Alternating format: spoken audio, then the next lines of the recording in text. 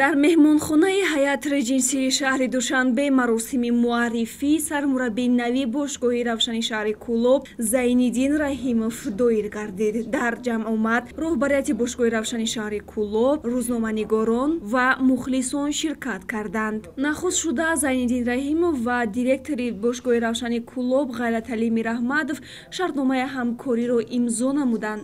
Тибқи қарордод то охири мавсим Зайниддин Раҳимов бо ҳамон ситоди мураббиёни қаблӣ фаъолиятро идома медиҳад. Баъдан метавонад ёварони дилхоҳи худро даъват намояд. Зайниддин Раҳимов яке аз мутахассисони шинохтаи ватанӣ ба ҳисоб рафта дастоварди назир дар фаъолияти мураббигӣ дорад. таҳти роҳбарии Зайниддин Раҳимов мунтахаби то 16-солаи Тоҷикистон барандаи нишони нуқраи чемпионати Осиё гашта, ҳамзамон иштирокчии ҷоми ҷаҳон миёни наврасони то 17 сола мебошад. Лозим ба ёдоварист, ки Зайниддин Раҳимов дар ин маснад Боир Эгамбердиев ройваз намуд, ки бо хоҳиши худ пас аз бохт аз истиқлол аз мақомаш истеъфо дод. Равшани шаҳри Кӯлоб бо гузашти 17 давр дар зинаи сеюми ҷадвал қарор дорад.